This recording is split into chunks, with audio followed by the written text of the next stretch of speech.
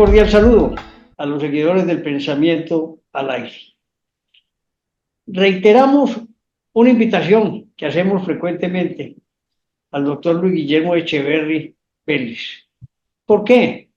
Porque él, de una manera clara y contundente, siempre nos da una visión de país, una visión que no es equivocada. Y es esa posibilidad de, a través de él, comprender los conflictos que vivimos y la historia que hemos vivido, que siempre, de una manera u otra, se entrelazan ellas. Un cordial saludo, Luis Guillermo. Antonio, un cordial saludo a mi compañero de estudios, a Antonio también en la parte técnica y a toda la audiencia del pensamiento, porque es una audiencia muy calificada y una audiencia selecta, una audiencia culta con la que da gusto conversar. Muchas gracias. A nosotros también nos complace cada que tenemos esta posibilidad de hablar de país. Hombre Luis, hablemos de... Hay varios artículos que me gustan de los suyos, por no decir todos, pero el último de ellos, tal vez último o penúltimo, se llama el de la hecatombe por desmoralización. Hombre, el solo nombre tiene un impacto en la mente de cualquier ciudadano en Colombia y el mundo. Esa hecatombe que es ni más ni menos que la destrucción institucional de Colombia. Háblenos un poquito de ello y vamos acercándonos a esa problemática que, si bien en algunas partes se entiende, la mayoría del pueblo colombiano no la reconoce, no la acepta y por ello pasa de agache en este conflicto.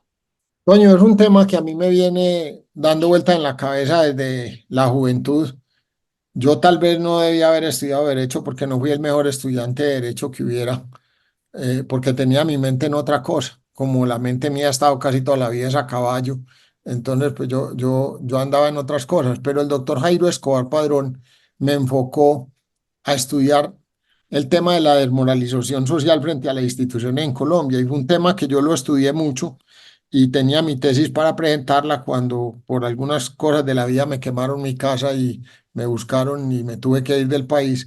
De manera que mi tesis en Derecho, Ciencias Políticas y Económicas, como que es el mismo título que tú tienes en la Bolivariana, fue sobre la desmoralización social frente a la institución en Colombia. Entonces era un tema que para mí no es ajeno desde 1988.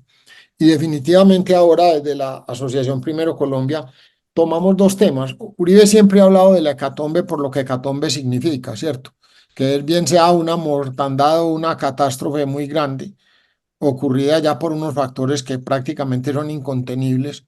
Y en este caso esa hecatombe se refiere no a vidas humanas, sino al tema institucional en el país, como tú lo acabas de decir muy bien, y por un hecho de desmoralización, que es lo que vienen sufriendo. Los resortes morales de la sociedad vienen cada vez perdiendo su capacidad de, amortiguar los impactos.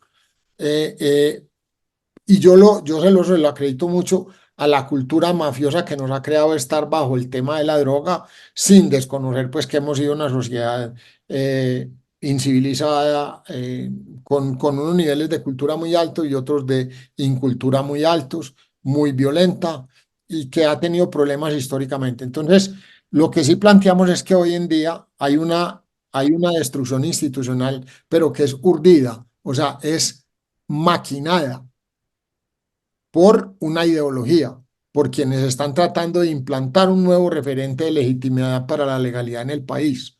Es decir, que el referente de legitimidad sea el Estado que ellos consideraban ilegítimo y no el Estado legítimo por el que nos hemos venido rigiendo nosotros como juristas, como abogados o como pueblo que tiene que reconocer y obedecer la ley. Entonces hay un cambio de ordenamiento jurídico que lo están tratando de sustentar en terminar los valores y las libertades democráticas, que en el caso nuestro son la libertad y el orden como valores fundacionales.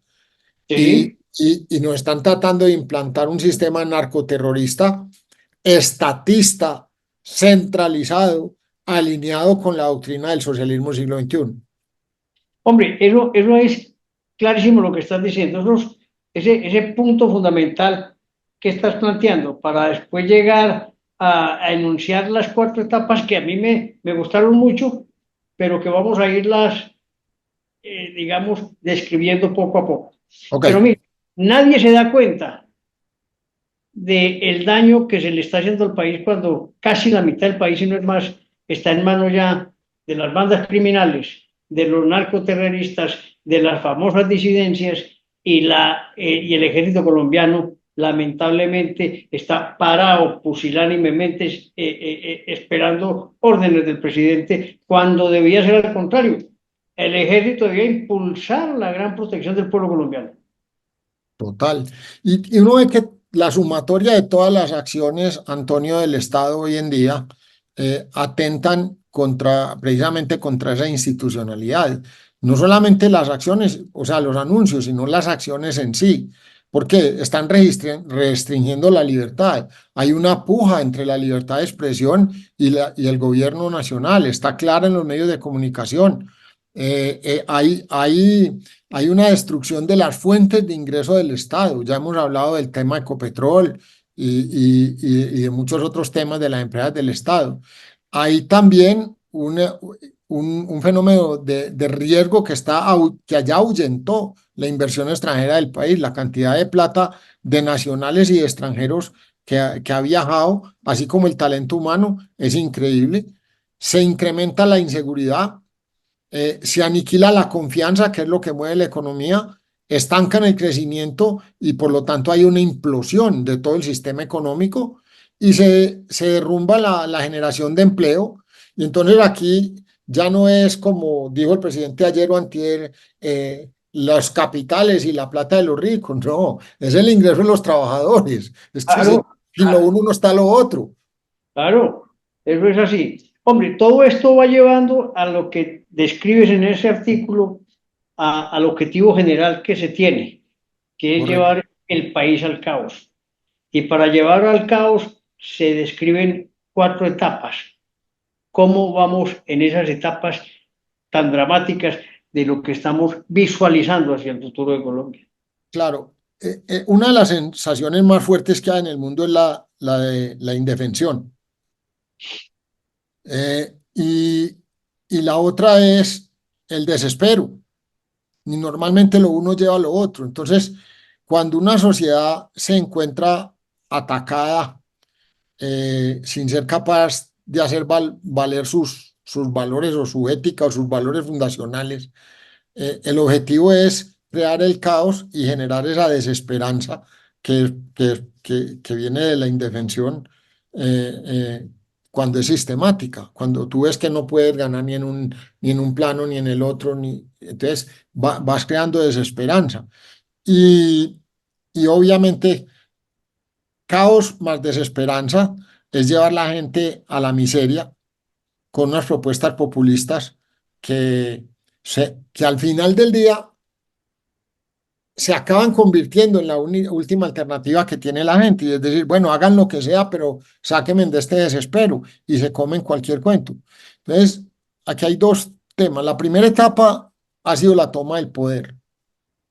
Yo creo que lo hicieron por la vía democrática, obviamente combinando todas las formas de lucha, apoyados por gente armada, lo cual no debe ser, no desvirtúa La la democracia. democracia, eh, y también apoyados por contratistas corruptos, y ya sabemos de lo que son capaces de hacer, ¿cierto?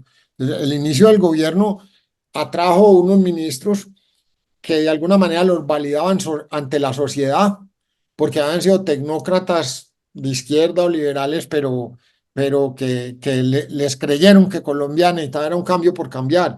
Y uno no, pero hay que mirar qué hay debajo de los frijoles, porque si no, a donde venga una culebra debajo, lo muerde a uno. El problema grande es que estos ministros se tragaron el cuento y digamos que pusieron unas cargas explosivas en los fundamentos de la economía que ya las vimos, es decir, atentaron contra la salud, atentaron contra los ingresos del Estado, cerraron los pozos de gas, anunciaron que iban a producir menos petróleo, es decir, condenaron el país a que no tuviera una movilidad módica o por lo menos a lo que Colombia pudiera aspirar, sino que va a tener que ser un importador de combustibles. Eh, Hablaron de que eran ambientalistas y no están protegiendo el medio ambiente porque sigue la producción de coca y la minería ilegal desforestando Le de una manera cambiaron, le cambiaron, dice, las fuentes de ingreso por fuentes de egreso, que eso empobrece el país. por supuesto. Entonces, claro, eso amplía la brecha y acuérdate, Toño, que los déficits siempre hay que financiarlos. Entonces, mientras más grande sea el déficit, pues peores las circunstancias y cada colombiano queda debiendo más plata hacia el futuro. Entonces, eso ha sido lo que ellos hicieron. Luego cambiaron esos ministros y debilitaron la moral y las capacidades operativas de las Fuerzas Armadas constitucionales, que perdieron ya la supremacía aérea y que realmente se encuentran sin la posibilidad de movilizarse con agilidad en una geografía tan compleja como la colombiana.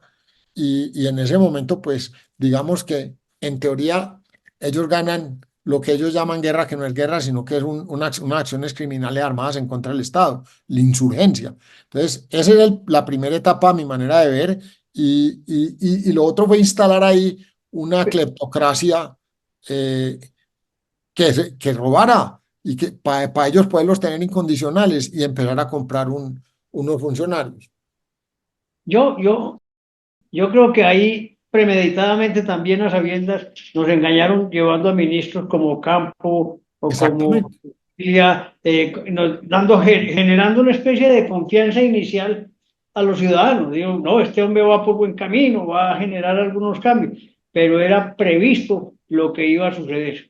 Pero por supuesto, sobre todo si se miraba la alcaldía de Petro, donde cambió a todos los funcionarios todas las veces que le dio la gana. Entonces aquí lo que necesitaba era unos que le permitieran hacer un aterrizaje suave frente a la sociedad y dijeran no, y frente a la comunidad internacional. Ah, no, este era el primero de izquierda que hay, no hay tanto problema con él, no se preocupen, mire los ministros que nombró. Y después tenga, metió pura gente del M19. Así fue. Y me preocupa más, es que si entramos en el detalle de esa toma del poder, él ha tenido algunas dificultades porque esa toma del poder, él confió ya también en su propia gente y esa propia gente ha sido corrupta hasta más no poder. Pues Empezando, se enloquecieron con el poder. claro, lo que pasa es que los ladrones son amigos hasta la hora de repartirse el botín. Ahora, hay un botín chiquito, que es este primero, que era el Estado. Ahora viene un botín más grande, que es el puro poder. Claro, Entonces, ese, estas etapas son una decantación de lo que hablamos nosotros, ¿cierto? De una destrucción institucional sistemática. Entonces, la segunda etapa es la instauración de la autocracia. O sea, primero me tomo el poder, aterrizo suave, pongo unas cargas explosivas para que la economía se me venga al suelo y ahora voy a ¿qué? A instalar una autocracia y debilito las Fuerzas Armadas. ¿Para qué? Para ganar una operatividad autocrática. Entonces, colocan personal del MI9 en posiciones de concentración de poder y las posiciones de inteligencia. Ya habían hecho lo primero, vienen y lo hacen en lo segundo. Ahora, entonces, ¿qué hacen? Comprarle las conciencias al Congreso, a las Cortes y a los entes del control, todas las que puedan. No todas son comprables, pero las que puedan comprar las compran. Entonces, gaste lo que haya y bien, pues roben ustedes para que todo el mundo coma callado, porque esa es la teoría y esa es la segunda etapa y es como se vienen y al mismo tiempo fijan la agenda de discusión digital del país, la fijan ellos con escándalos. No le importa el tipo de escándalo, eso ya está visto. no les importa. Y se quedan sonriendo. En los cargos se quedan ellos ahí incrustados. No Claro, pasa nada con el Senado, no pasa nada con la Cámara, no pasa nada con Saravia, Benedetti. Todos son premiados, lo sacan y se van a ocupar otros cargos.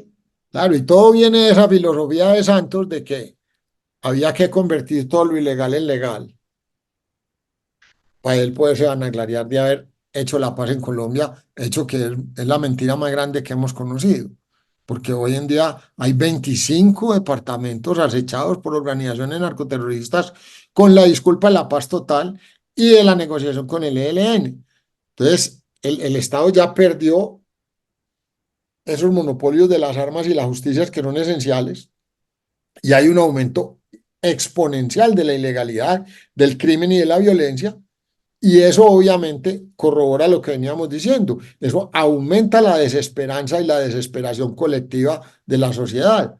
Entonces, ahí viene un punto fundamental que es por qué rompen con Israel. Porque Israel era el proveedor de la tecnología y de la propiedad intelectual de las armas que utilizaba el ejército colombiano, en su gran mayoría. Entonces, si pierden la supremacía aérea y a la vez van a perder los proveedores de armas, pero por el otro lado, Rusia, Cuba, Venezuela, Irán, todo ese eje sí es el que le ha provisto las armas en los mercados negros o no negros, pues sí, negros tienen que ser a las organizaciones criminales. Pues, ¿de qué estamos hablando? Acuérdate que en un momento determinado Zapatero le vendió una máquina de munición a Venezuela y esa era la munición que usan las FARC y el ELN y bajaron el tiro en mucho más de $1,50. Es decir, que eso se les abarató como en un 300% cada disparo a las organizaciones criminales. Estamos hablando de la época del gobierno de Santos, ¿no? Es que nos están aplicando la contraria. Nosotros cuando la guerra contra la subversión hablábamos de que controlando los sitios de la logística y donde ellos llevan sus cosas se podía controlar y evitar que entrara munición, que entrara alimentación. Ellos nos lo aplicaron al contrario. No hay armas para ustedes. Y lo Sí, hicieron. así es, y es muy claro. Entonces, todo esto, los estudios que hemos venido haciendo, que vienen de información de ellos mismos y que la publican en la Universidad Nacional y aquí y allá, claro, con unos términos que son mucho más revolucionarios, pongámoslo así, que los que uno utiliza. Y la tercera etapa sería el cambio de sistema, Toño. ¿Cómo cambian el sistema? Entonces, lo que se ve es que mediante alianzas corruptas, el gobierno va anunciando cuatro cosas. El acuerdo, un gran acuerdo nacional, entonces le dan la auditoría de eso pues a las reuniones con Santos y con toda esta gente. Que ya lo están buscando, dicen Ok. teóricamente. Ok. A una ley de punto final, que viene ley va trabajando en eso desde que salió de la Cancillería, y dicen que tienen toda una serie de abogados internacionales que son los mismos que ayudaron con el tema constitucional en Chile y con temas en España y todo eso. Están unos asesores de Petro españoles que denunció Uribe el otro día, y está también Enrique Santiago, que fue asesor de las FARC en Cuba. Y entonces ellos lo que dicen es, vamos a trabajar en una ley de punto final. Lo acabamos de ver en varias partes, porque Maduro acaba de dar una información, hoy la vi, donde dice, no, Maduro no quiere que haya nadie en la cárcel. Ojo, eso es una ley de punto final, eso es todo el mundo queda perdonado, Sí, pero eso es un engaño también, pero porque total, completo. Bueno, entonces es lo segundo. Lo tercero es una justicia restaurativa, que sabemos que no hay tal, sino que es una inquisición. Y ahora lo tratamos en otro punto, en las conclusiones. Pero, y lo segundo, y lo cuarto, una constituyente que la van a hacer de la manera que les dé la gana. Anunciaron el fast track, pero si no les funciona el fast track, no lo van a permitir así tampoco, ¿me entiendes? O sea, ellos no, no lo van a permitir. sí, ellos lo harían de otra manera que son con Con la las, constituyente, que lo están tratando de hacer desde la Universidad Nacional. Es que esta es la parte que es compleja, porque ahí vienen los ideólogos que están trabajando ahí, tienen gente viviendo en el Parque Nacional, van a traer indígenas, van a traer negritudes, van a traer todo lo que son las agendas minoritarias. el poder que ellos dicen que viene del pueblo. Claro, porque esa es la manera como la dialéctica populista está tratando de que las agendas minoritarias le puedan ser impuestas a la gran mayoría. Entonces ya no se pierde lo que es el interés general, el bien común. ¿Por qué? Porque es la agenda de la minoría.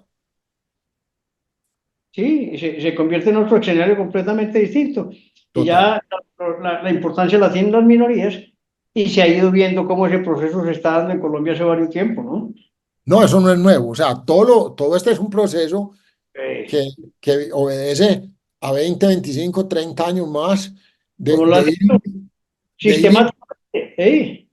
Pero va ordenado. Claramente ellos lo tienen previsto hace rato y paso a paso lo logran. Además, mire el tema del rector de la Universidad Nacional, cuando se posesiona, claramente dice que ahí iniciarán los procesos constituyentes, ¿no?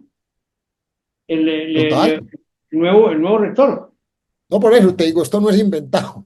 Eh, Esto es parte de un estudio que se publicó en un artículo que la gente lo pueda entender fácil, como el hecatombe de institucional por desmoralización, ¿cierto? Hombre Eh, Luis, digamos que ahí están los cuatro pasos que se están viendo. a ver, el cuarto paso, Toño, es la La- continuidad en el poder, pero yo ahí tengo una percepción sobre la tercera etapa importante al final, que es que ya la FARC está hablando de extender el acuerdo con ellos, que sabemos que es un acuerdo espurio y que más con la carta de Ordóñez a Santos, ahora ya supimos cómo fue todo eso, eh, y por qué sacaron a Ordóñez. Y se sabe que los revolucionarios saben que ellos ganan con una oposición dividida y se van a guardar por un tiempo la división entre ellos mismos que indefectiblemente vendrá en el futuro, pero que es la gran lucha por el poder de que yo te hablaba al principio. Pero lo que yo sí veo es que en este momento con un tercio ganan lo que sea, encuestas o elecciones. Y te voy a decir por qué. Tenemos 35 movimientos políticos. Acuérdate que el 70% de la votación colombiana en el Pareto electoral está localizado en los estratos 2 y 3. Con ese caos y esa desesperanza social, en este año y en el que viene, a la gente la llevan a sufrir esos dos elementos a morir. No hay con qué mercar, no hay cómo llegar. Entonces vienen y devuelven y le tiran subsidio y una bandera populista cuando los tienen a todos convertidos en estrato 1. ¿Qué es eso? El 75% de la votación del país. Y los otros están divididos.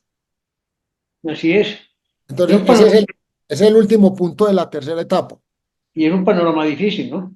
Muy difícil. Entonces, ¿habrá o no habrá elecciones en el 23, en el 26? No le hace, pero ellos ya tienen el escenario. Si pasa esto, hago eso, si pasa esto, hago esto, y si no, hago lo otro. Y la cuarta etapa es la continuidad en el poder. Yo lo defino como un neoestalinismo populista, y es que hoy está en el poder y que está asociado al narcoterrorismo.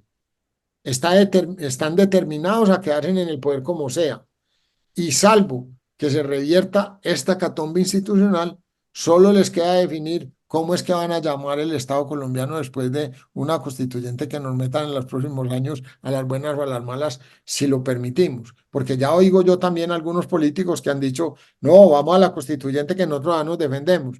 Y yo no sé cómo se defiende uno de un tipo que le ponga una 9 milímetros aquí en la sien. No, no, no, es imposible defenderse.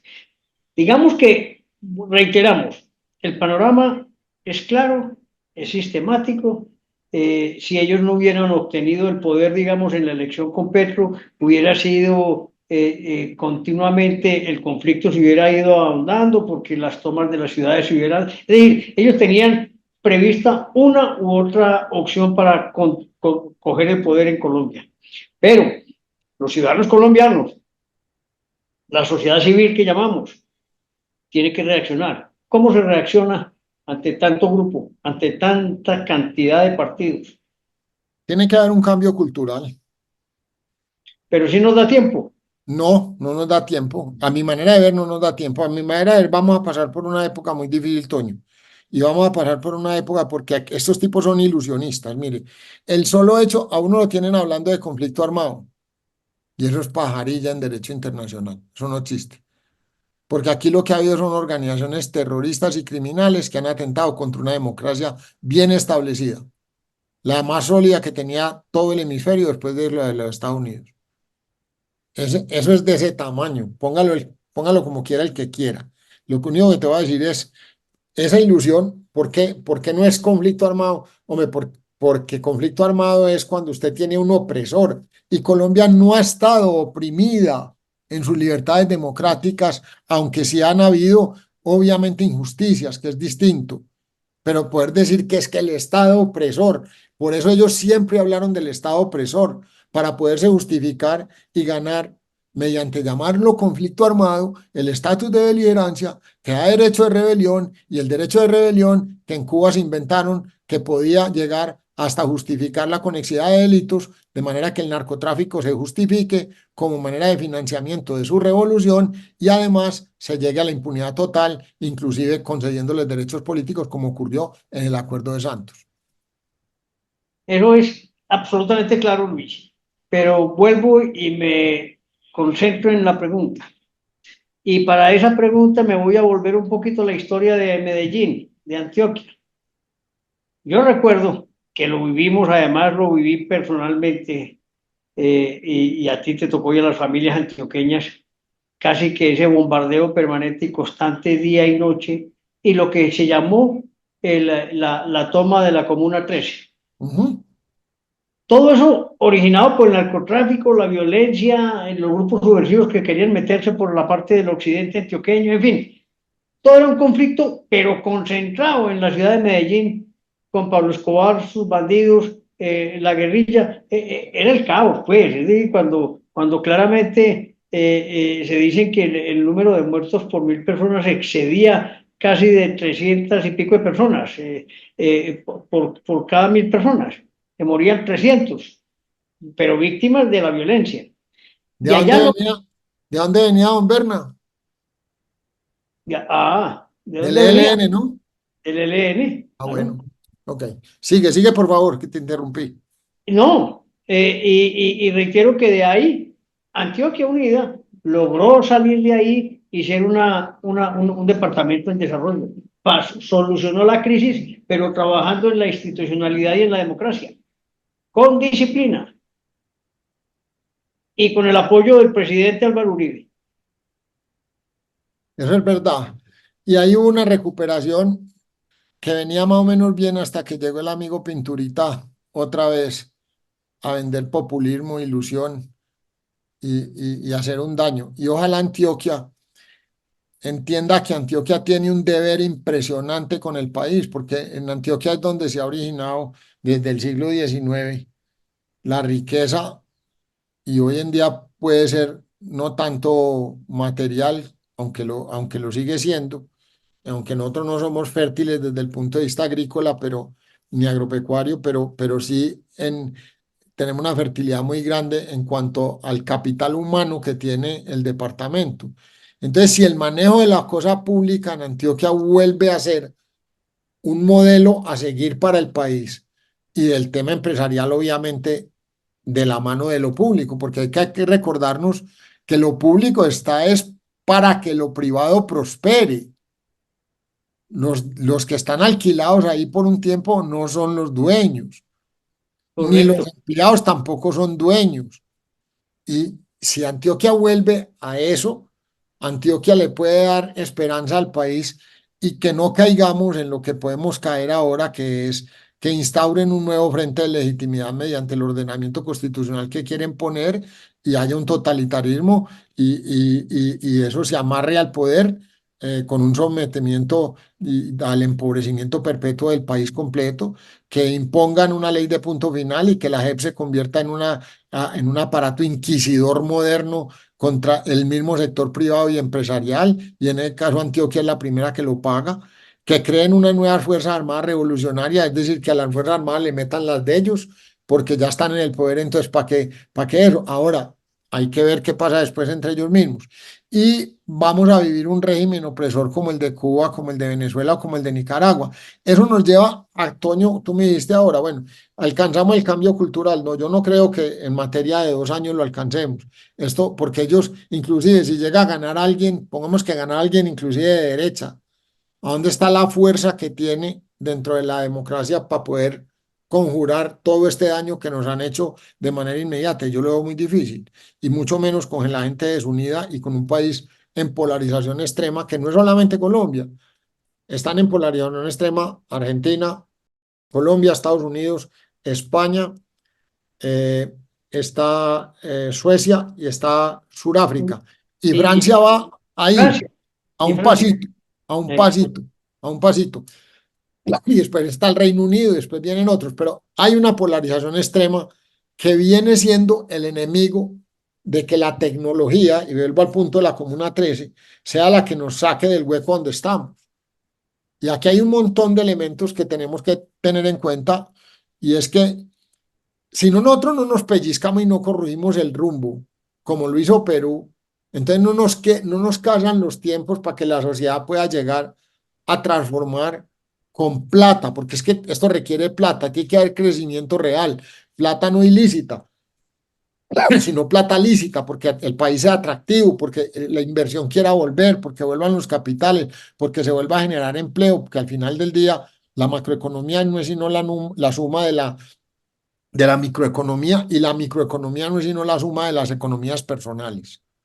Y eso es Así tan es. sencillo como eso. Entonces, yo digo, vivimos en un mundo de grandes cambios, Toño. Y lo que aquí lo que hay que aprender a medir muy bien es la velocidad del cambio y la velocidad de poderse meter en las tecnologías que vale la pena, de elegir las tecnologías. Un concepto que empezamos nosotros a manejar en Ecopetrol se llama innovación anticipada. Y todo lo que era meterle tecnología a todo lo que es medioambiental, social y de gobierno corporativo. El impacto digital ha sido infinito. Tú como un líder de la propiedad intelectual en el país lo sabes mejor que nadie. Hoy en día la potencia de los países o de las empresas se mide es por el número de licencias y de propiedad intelectual que tengan.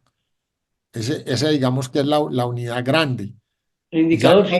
y ya no es el dólar ni el minuto de comunicaciones, ya es la capacidad de procesamiento de datos que tengan también las naciones. Y si no, mire la lucha que hay entre China, Taiwán y en los Estados Unidos en ese sentido, que es lo que ha salvado a Taiwán de una invasión china, de que ya vienen, gustenle o no les gusten, ya vienen los procesadores. Puede que eso cambie, esos balances cambien porque estamos en un mundo que cambia muy rápido. Pero aquí lo que hay que identificar, Toño, es que ya el movimiento del péndulo entre izquierda y derecha es más irrelevante. Aquí ahí es una cosa entre el bien y el mal. Y es más bien que un péndulo es una distribución donde la escola está el mal y en la mitad está el bien. El bien va con la verdad, va con mayor equidad.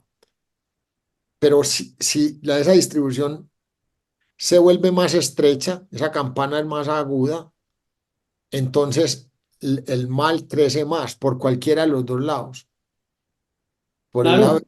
de la izquierda o de la derecha. Entonces, eso es el costo de oportunidad lo que hay que medir hoy en día en una sociedad para bregar a buscar una unidad de rumbo, de criterio de un país, de para dónde vamos, de que trabajemos en equipo, de que la calidad de las políticas públicas sea de verdad buena, de que la elección de la gente que vamos a llegar a participar en política sea buena. Yo cambiaría el tendido político completo.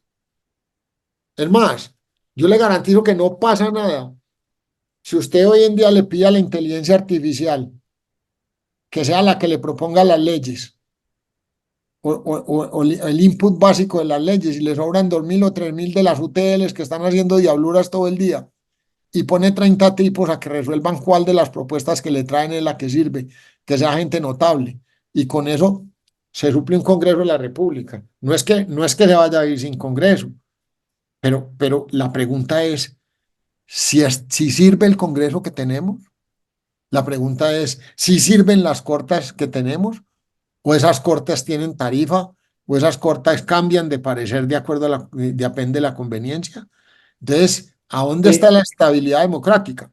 Entre otras cosas, mediremos el talante de las Cortes ahorita con todas estas normas que aprobaron de las leyes, la de la salud, la de pensiones, todo lo que se está aprobando que irá a la Corte y mediremos el talante real si van a actuar en función de la normatividad jurídica o de la emoción o de la presión.